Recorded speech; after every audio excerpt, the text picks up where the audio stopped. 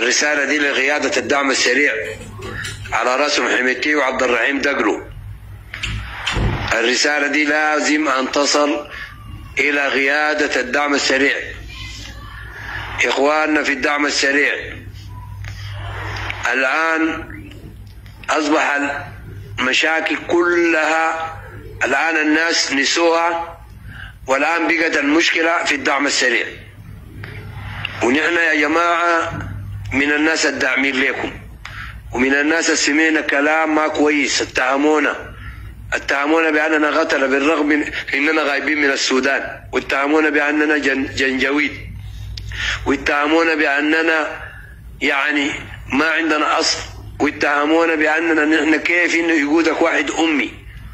فده كله لم يحرك قناعتنا في الدعم السريع. وكنا دائما يعني نقول الدعم السريع إن شاء الله إذا ما وجد التوجيه، وإذا ما وجد التأهيل، وإذا ما وجد الصغة بين الشعب السوداني والدعم السريع إن شاء الله فيه خير. ومدحناه وشبهنا سعادة الفريق حميتي بالمطر، وقلنا أينما نزل نفع، ومشى دارفور للسلام، ومشى برسودان للأمن، ومشى لكسلة، ومشى لمروي، وقلنا أي كلام ده كثير جدا جدا مدحا. ولكن الآن يا قيادة الدعم السريع، الآن أصبح الدعم السريع مشكلة. أصبح الآن الناس يعني نسيت المشكلة الاقتصادية والمشكلة الصحية والتعليم وعدم تشكيل حكومة، وده كله نسيته. الآن يا سعادة الفريق حميتي، يا أخونا عبد الرحيم دقلو، الآن أنتم مشيتوا مروي ليه؟ نحن عاوزين نزل، ليه مشيتوا مروي؟ منو التعليمات جاتكم منو؟ بعدين يا أخونا حميتي، أنت قلت يا أخي تابع لقوات الشعب المسلح، وانت قلت بموجب قانون، والقانون ده يا اخوي تبعك لغايه المفروض تلتزم. المفروض يا اخي تلتزم يا اخي من ناحيه عسكريه ساكت. انت عشان نحن نثق فيك وعشان نثق في قياده الدعم السريع انها ملتزمه وانها قوات نظاميه وعندها عقيده، يجب ان تلتزم بالتراتبيه في الجيش.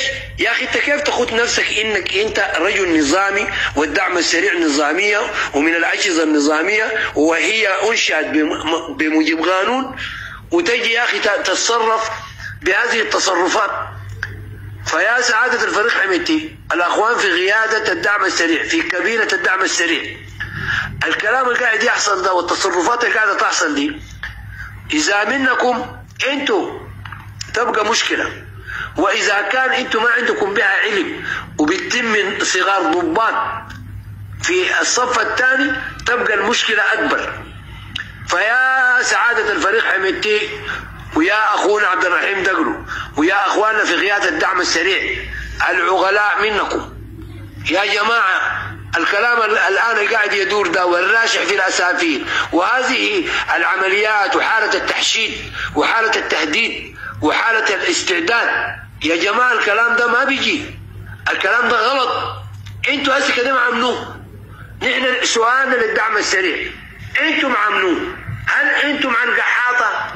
يعني مثلا انتوا الآن تعتبروا جيش هذه الأحزاب القحاطة، ولا انتوا مع المتمردين اللي ما جوا لتوقيع السلام عبد الواحد ده نور والحلو؟ ورونا يا جماعة.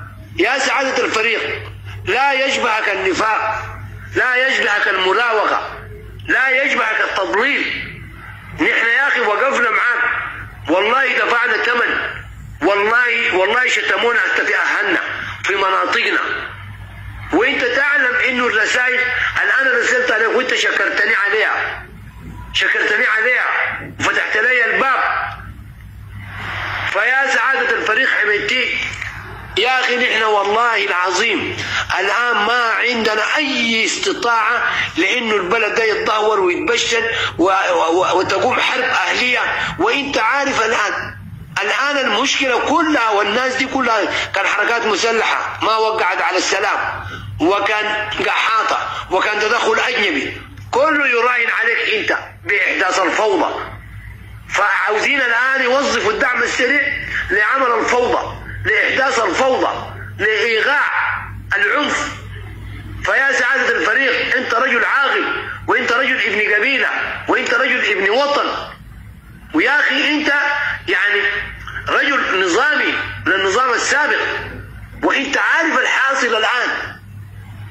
فيا اخي الان المشكله كلها الان اصبحت في الدعم السريع، اصبحت في الدعم السريع. كيف يا اخي الان انت حارب تأشيد؟ كيف انك تحرك جنود مدرعات بدون تعليمات قوات الشعب المسلح وانت عارف انه انت نمرة 2؟ كيف تتصرف بدون تعليمات القوات المسلحه؟ ده معناته شنو؟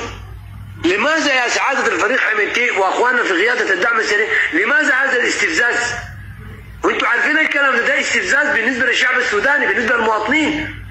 المواطنين ما عندهم مشكله مع دعم سريع ولا عندهم مشكله مع قوات الشعب المسلحه.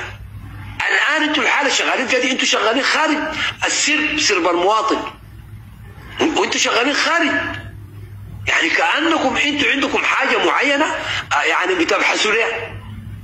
الكلام ده ما بيجي والكلام ده ما بينقبل. وانتوا لو قايلين انكم بتسالوا انهم تتصرفوا من تلغى نفسكم كده وما في زول بيسالكم، لا انتوا بتكونوا غلطانين غلطانين. فلازم يا جماعه حتى لو عاوزين تمسكوا السلطه دي، حتى لو عاوزين تعملوا انقلاب، منو يعني انتوا الشكل الحكومي منو؟ وين عناصركم؟ عناصركم اللي انتوا الان بتديروا بيها، منو الاقتصادي فيكم؟ منو اللي حيبقى رئيس جمهوريه؟ منو الوزراء بتاعينكم؟ اللي هم الاحزاب العلمانيه القحاطه دي ما بيقبلوا، مرفوضين كلهم من الشعب السوداني. فنتمنى من قياده الدعم السريع تحكم صوت العقل وتفوت الفرصه، وانه ما تستجيب لهؤلاء العملاء. يا سعاده الفريق حميدتي عندك حاضنه، والكلام ده انا قلته في اكثر من رساله. يا سعاده الفريق حميدتي يا اخي انت ما تخرب الامبراطوريه اللي عملتها. يا اخي يا حميدتي نرجوك ابقى ابن حلال. فيا اخي انت الان الشيء اللي قاعد يحصل ده والله ما شغل مواطن ولا شغل زول مسؤول ولا شغل زول قيادي.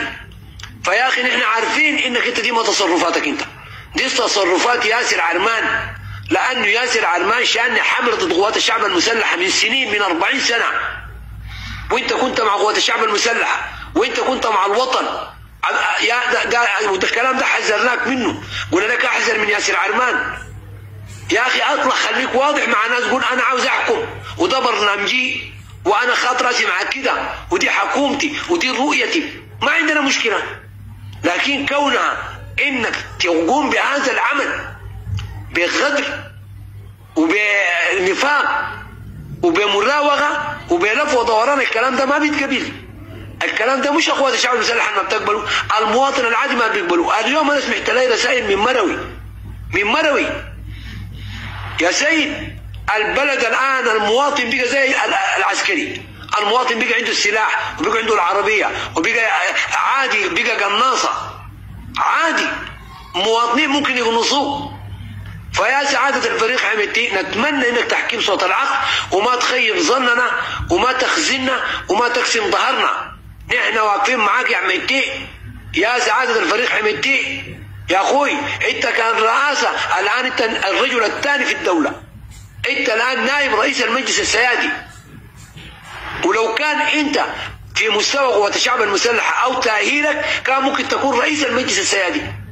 فالقحاطة ده يا اخوي ما بتلقى منهم شيء، كان مخدوع بانه بيجيبوك، والله ما حتجي، والله العظيم نحن بيقول لك انت ما حتبقى، والله القحاطه دي يا اخي ناس بيقولوا امشي سكنات، بيقول لك امشي سكنات. انت ما عندك مؤهل اصلا تخوض بالانتخابات، ولا عندك امكانيات انك تخش تبقى رجل مدني، ولا رجل عندك الامكانيه ولا عندك الحنكه ولا عندك الخبره في اداره شؤون السياسه والشؤون الاقتصاديه او الرئاسه او قياده البلد او ادارته. فيا سعادة الفريق حميدتي الناس ديل ما يخدعوك، الناس ديل ما تحطم هذه الامبراطوريه اللي انا حكيت لك في اكثر من رساله. فنتمنى منك يا سعادة الفريق حميدتي تحكيم صوت العقل والجلوس مع البرهان والجلوس مع قوات الشعب المسلحه وتلتئموا مع بعض وتبقوا جبهه واحده وتبقوا جيش السودان. بعد ذاك تفاوضوا مع المدنيين، دارين تدوها لهم مدنيين ادوها لهم مع بعض، دارين تشكلوا حكومه عسكريه شكلوها مع بعض. فانا شايف انه الان اللي قاعد يحصل ده الكلام ده غلط، الكلام ده غلط. الكلام ده بدمر السودان وحيدمر قوات الدعم السريع وحيدمر كل ما صنعته من مي ومن امكانيات ومن ارصده ومن اموال ومن شركات ومن علاقات. والله يا احمد انت ماشي بالطريق الخطا يا رجل. تراجع. الرجوع الى الحق فضيله. الرجوع الى الحق فضيله. عبقران وضربطانه وانا قلتها والله بيسالني من قصدي من هدفي والله العظيم الا قصدي الامن والسلم. ويعني انا بس اخشى عليك انك انت مخدوع يا رجل. انت مخدوع. انا كلمتك قلت لك انت رجل صادق وانا دي المنافقين اللي انت معاهم دي المنافقين اللي وعدوك بده ما بتم. والله ما بتم ولا بيبقى ولا يمكن لا يمكن لك ان تهزم قوات الشعب المسلح مهما حصل. المواطنين العاديه ما حتهزمون الا ترتكب مجزره. حتى لو افترضنا انت الان قامت دارت معركه وارتكبت فيها مجزره وقتل فيها ما قتل يا رجل. القانون الدولي ما بيسمح لك. جرائم الحرب ما بتسمح لك. الجناية الدولية ما بتسمح لك. فاتمنى يا سعادة الفريق حميتي وقيادة الدعم السريع الاحتكام إلى صوت العقل. تغليف صوت العقل. ما تمشي ولا الناس دي. اللهم أنا قلتها وقد بلغت. أبقران وضل بطانة. إنا لله وإنا إليه راجعون.